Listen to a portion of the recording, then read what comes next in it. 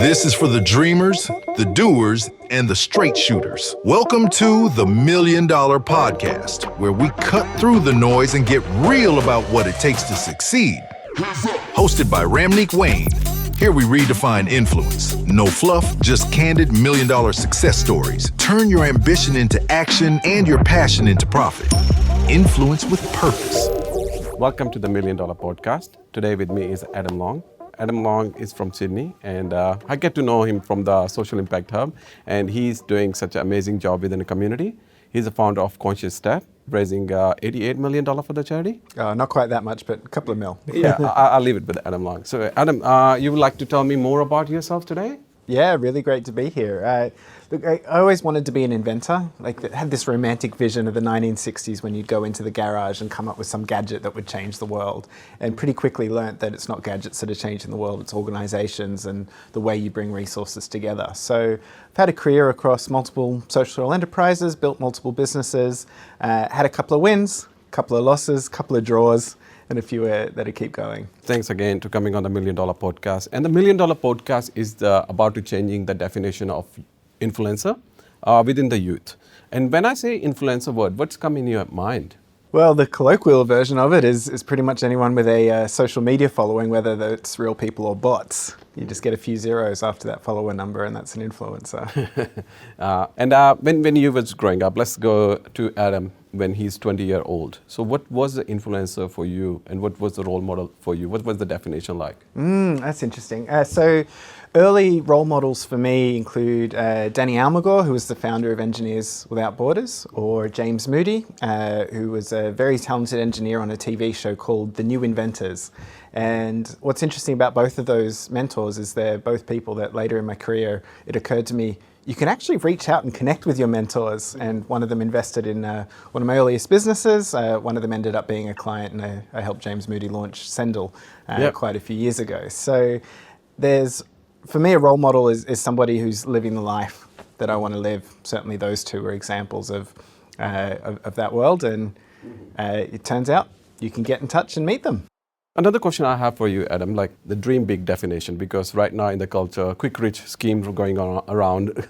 And when you was 20 and you have a big dream, what was your dream was, or what your dream is? You know what? I always wanted to be a CEO. I didn't really understand why at the time, but I knew that was where I wanted to land. An inventor wasn't about gadgets, it was about organizations. So the CEO was the one who invents organizations. That's where I wanted to land. And actually you are a CEO for Ethical CEO. And that's a really beautiful name. How you came across Ethical CEO? Can you give me a quick view on the story? Yeah, sure. Look, that was a very deliberate decision to attract the kind of businesses that I want to work with. We get 80,000 hours, give or take, in our lifetime to spend on work. And I want to make sure I'm investing those hours in businesses that are doing meaningful things for the world. Calling a business the Ethical CEO, funnily enough, only attracts ethical businesses. Those who aren't, they tend to stay away. Yeah. And how your entrepreneur journey started? As you mentioned, when you was 20-year-old, you wanted always to be CEO. What was the first step of journey, which people don't know? Tell me about it. My first business was an absolute disaster. Yeah. I studied industrial design. I was playing with 3D printers. I thought, this is incredible. This is the future. My mentor, Danny Almagor, got excited about it too, and I convinced him to invest in that first business. And so got some 3D printers, hired some people that I went to university with, and we did a couple of 100,000 in sales, but we did double that in expenses. And so that business very quickly became not a business anymore. And it was on Christmas Eve of 2011 was the day that I finally faced the music that this business wasn't working out. And it was a disaster. It was a failure. And that was a really tough time because my whole life I'd wanted to be a CEO. And now I was, and I sucked at it. Like clearly there was something missing there. Now the great thing about starting a business in a place like Australia is you have a safety net, and that safety net in Australia is called Centrelink. So having spent investors' money, all my money, maxed out a couple of credit cards, I was standing in the queue at Centrelink wondering, why did this not work out? Where was the gap? And I had a big skills gap. It wasn't enough to just want to be a CEO. There was some fundamentals that I was still lacking at that stage. And the next business and the next phase of my career was about building those up, remembering that 80,000 hours, 40 to 50 years. There's often such a rush to get the billion-dollar business the first time, but building capacity, building skills, building social capital are what makes it possible to have the overnight successes later on. And in the audience, there would be a lot of startups who watching it, and they want to get some inspo from you or some example from you. And when we, in the first year of our journey, or second year of our journey, most of the time we don't realize the limitation when the business get fail. I'm a founder of a failed business as well. What do you think was the reason that now in your journey wasn't succeed? One of the big things is I wasn't making enough choices. And there's this word that gets bandied around, strategy, and people use it almost like the icing on a cake. They'll call something a strategic plan or a strategic direction without actually understanding what strategy means. And strategy is all about the art of making choices. And when you make a choice, you're cutting off another. There's things that you're not doing.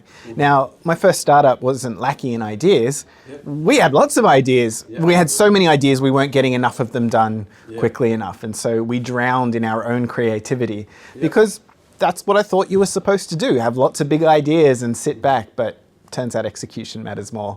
Yeah, I'm totally agree with you. After my first two successful business, I got too passionate and I want to change everything in the disability industry. End up opening a cafe where I want to provide the people living with a disability. And in my journey, most of the time, founder do the mistake when they want to do everything out of their pocket and they burn out really quickly. So that was the fall for me. A learning journey. And the next question would be, your dream big was to be a CEO. Yeah. So I've been the CEO of a software company that that automates what lawyers do, managing director of a tech consultancy, chief growth officer in another, and then... Yes, you was a chief growth officer in Humanities. Yeah. And how was your journey in the Conscious Step? I would love to know about it, because it for me, if I look into Conscious Step, it was an innovation to make a change. Yeah. So can you tell me a bit story of you in Conscious Step? Conscious Step is a sock brand, a fashion brand, if you're being generous with socks as fashion, where each different design supports a different charity. So one pair might plant 10 trees for every pair we sell, another might feed 3 kids in refugee camps. And this is a profit for purpose organization. It's a social enterprise, and it was started with the mandate of, can we take the burden of fundraising off charities by running an entrepreneurial business so that charities don't have to be. And the makeup of it is about the complete opposite of my original business, which was high-tech, new markets, very experimental. This is the opposite. Socks, you can't get more boring than that, which gave us a great platform to differentiate on.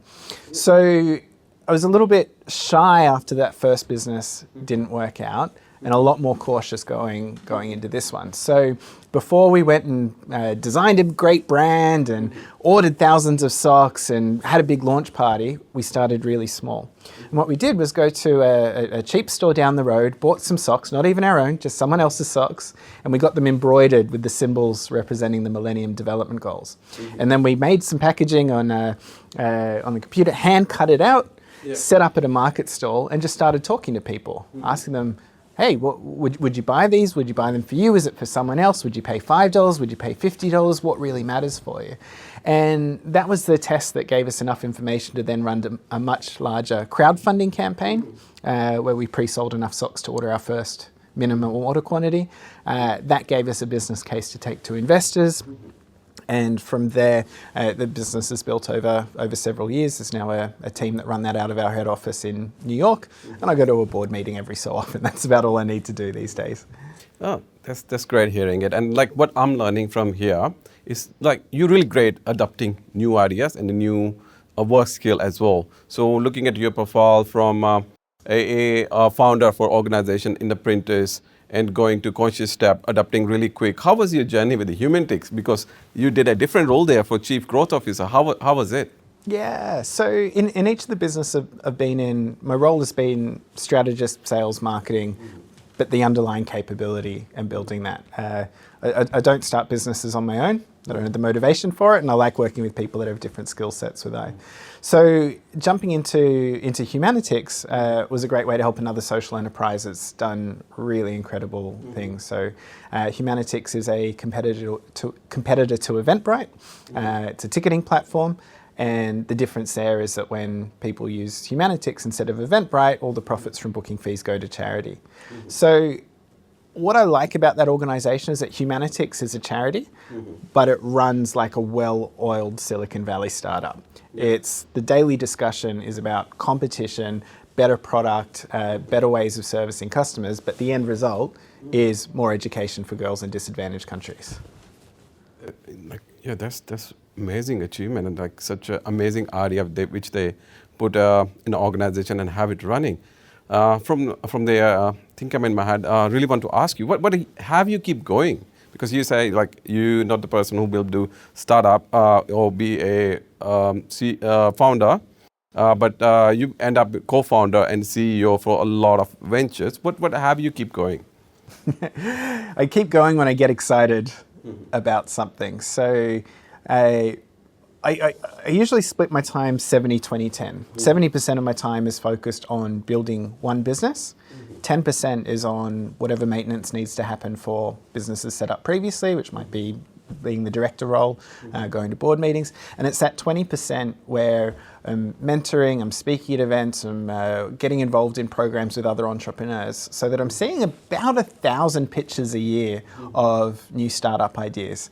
And on average, every 2 years, I'm hearing one where I go, oh my gosh, that's amazing. That's what I want to do next. So other people see different parts of the world than I do, and I spend a lot of my time just listening for what others are saying and what the next idea is going to be. Actually, I'm a big fan of you. Like I watched when I was doing my research for the podcast of you, and I went your Ethical CEO website, which is beautifully done as well. So as your LinkedIn profile looking through, and I really love the idea of marketing. Like the one thing you say, get attention, and like you was standing on a stage saying, "People, get attention." How you got that courage? How you do that? Like literally. Yeah. So after that first business failed, and I realized the big gap in my skill set was that sales, marketing, strategy side of things, I thought, all right, well, I need to go and get a job in this area. How else will I learn these skills? And I remember I applied for 51 different roles, and I got 0 interviews with them. Fair enough, I was applying for marketing at Vodafone. They're looking at me going, 3D printing, industrial designer, what's he applying here for? Get rid of him. So it got to the point where I was so desperate, I went to an event where some strategists were getting up on stage, taking questions from the audience, and with a whiteboard and a countdown timer, building a strategy for them live on stage. And I thought, these guys are geniuses. I need to learn what they're doing. And so when they next said, all right, well, who's got a challenge for us to solve on stage? I put up my hand, I got up on the stage, I got down on one knee like I was proposing to them and said, can I have a job, please? We should be together. Yeah. And this guy, Ashton Bishop, he's a brilliant strategist. He looked around and went, oh my gosh, you can start Monday, just get off the stage. And that's how I got into the world of strategy, and spent the next couple of years every week sitting down with the CEOs and learning about what was getting them stuck in their business. And that's what taught me the skills to go and start the next business afterwards. But it was just it was 30 seconds of courage and being okay with those people saying no, or being embarrassed, because embarrassment lasts a couple of seconds at most. Yep. But if people say yes, then you've got years worth of value, and incredible things come from that. Yeah, that definitely, because it's left a mark on me. Be like when I'm looking in a positive way, I'll be like, yeah, that's really impressive. I should be acting like people should be acting more on it, be more courageous about that. And the second was one, when you say the quote, look for the organization who going quicker rather than bigger one. What you was thinking when this quote come into your head? That's really impressive one, because my motto is like do whatever it takes rather than do whatever you love. So when you come to that quote, what was going in your head? It's about putting your focus and your energy in the right place and learning from the right people, not just the popular ones. So we're inundated with messages of people trying to talk to us, give us advice, and all advice ultimately contradicts it. And it's not because all advice is wrong, it's because all advice is meant for a person in a particular situation. And if you take advice from people who aren't looking for the same situation as you, that's bad advice. So the whole learn from fast-moving companies, not the biggest ones, is about looking for the advice that's relevant for you. Now, if someone out there is working for Apple, go and learn from the other big companies because that is good advice for you, but it's terrible for anyone in a startup situation. Recently, I've been talking to the people who really achieved a lot in their life and listening to you as well. And most of the time, people think the mission, vision, value, these just for organization. But I get to learn like everybody individually have the purpose as well. What's Adam Long's purpose? It's to bring the future forward in one line. I'm a techno-optimist. Technology brings a lot of incredible benefits, and the world I can see us living in 20, 30 years from now, I'd like to do that tomorrow, not 20 or 30 years from now. That's my purpose. That's great. And looking at your profile, like you're doing a lot of work, consulting with a lot of organization. How's your day-to-day look like? What time you got up? 4 in the morning? What's your day-to-day look like? I've had a great day today. I spent most of it in the park with my dog, to be honest, because the greatest freedom is the freedom to choose what you do with your time. And I don't work as hard as people assume I must. I'm not doing 80-hour weeks, but part of that comes from focus and making sure that when there's something in front of me, building that up to a point that somebody else can run it, and then creating space for the next thing.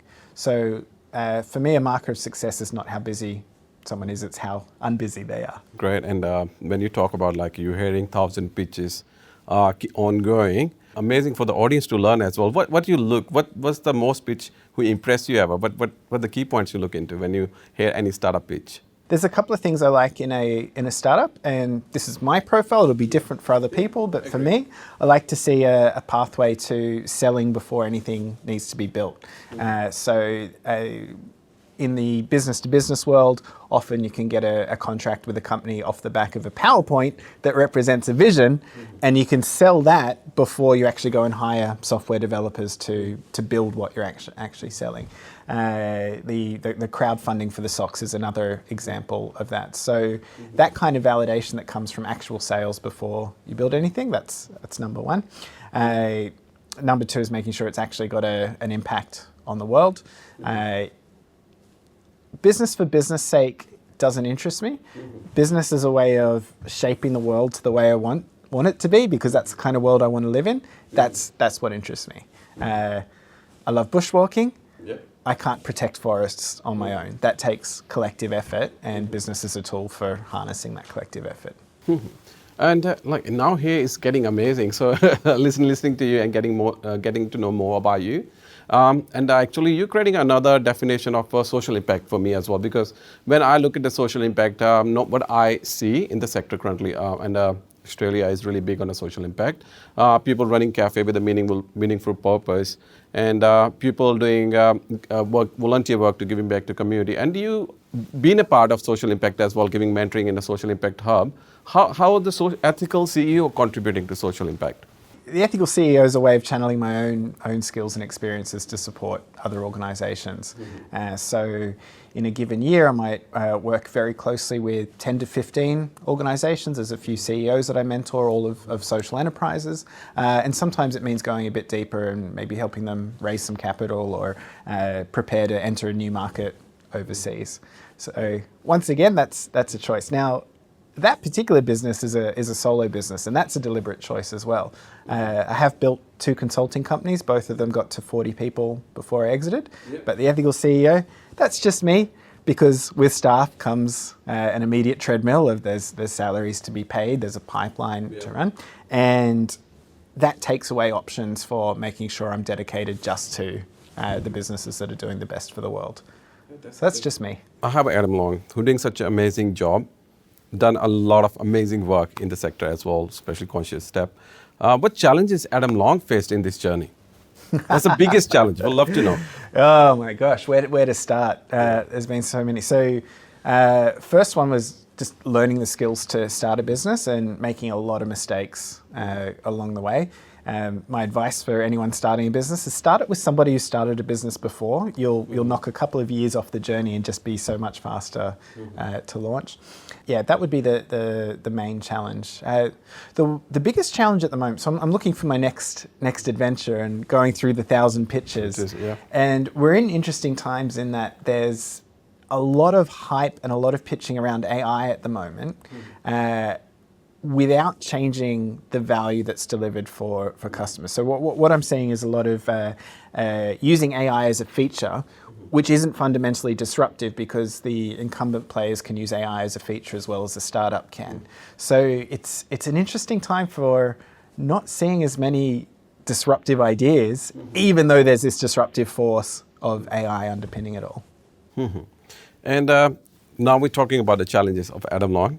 Is there any scenario you had in your life you'd be like, nah, I have to just move on from my big dream to be a CEO, or how you tackle that? Yeah, multiple times. Well, the first time I failed, but had to get up again, and that's a good lesson as well. It's falling down and getting back up again, to the point where it's literally tattooed on my arm, the saying, fall down 7 times, get up 8, and keep going. You're working with like startup space closely, and I'm gonna volunteer consulting some small business as well. And most of the time, what I observe, when the startup business or pitches come in, the biggest mistake the founders do, they just stick to idea and they never act on it. What challenges you facing in this space? Like, where people coming to you pitch, and what challenge you seeing they're having it? Yeah, a big one is not doing enough testing or validation before pitching. So the entrepreneurs I see being most successful have a period where they have an idea, they run a quick test, and then they kill it. And then they have another idea and they run a quick test and kill it. And they're doing that 20, 30 times before going, oh, actually, out of the 30 tests I ran, this one's actually showing potential for growth. People are actually buying it.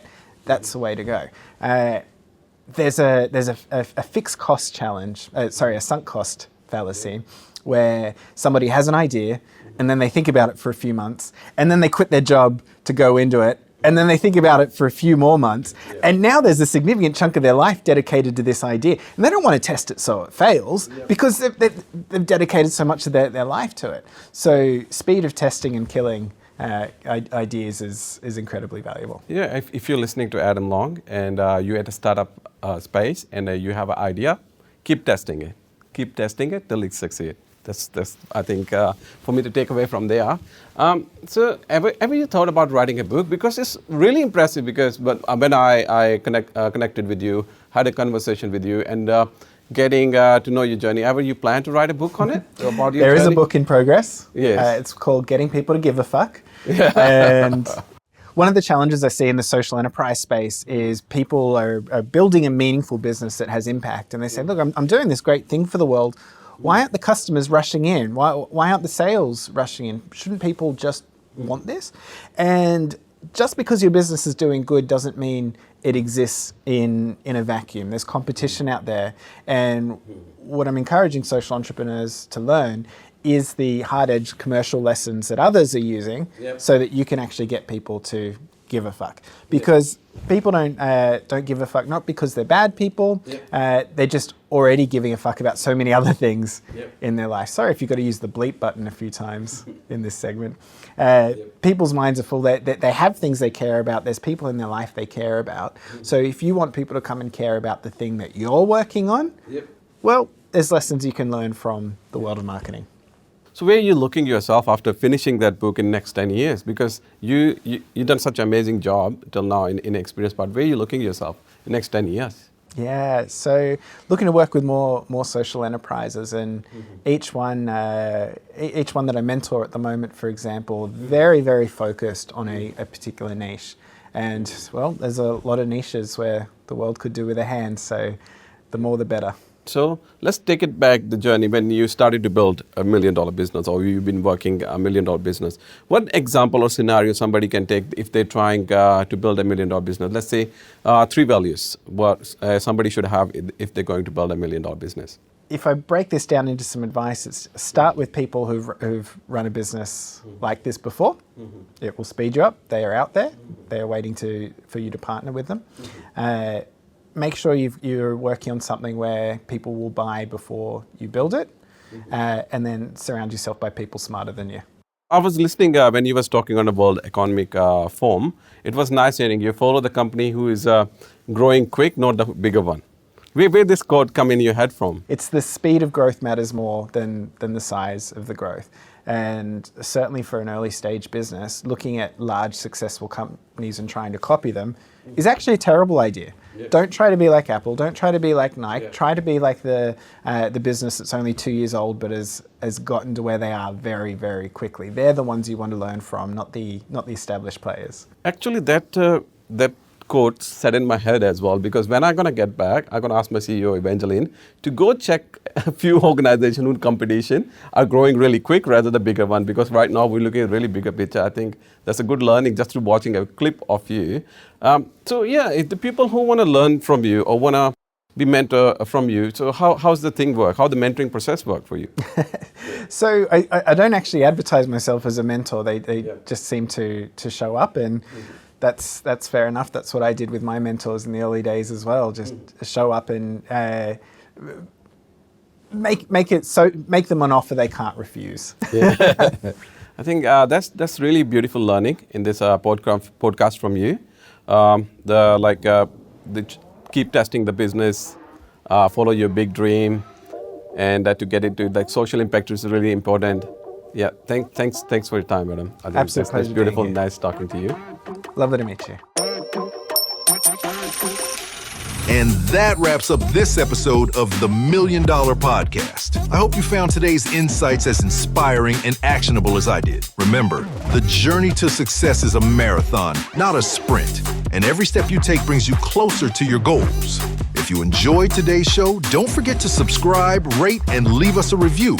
Your support helps us bring more incredible guests and valuable content every episode. Got questions or feedback? We'd love to hear from you. Connect with us on social media. All the links are in our show notes. Until next time, keep pushing boundaries, stay inspired, and remember, success is a journey, and we're just getting started.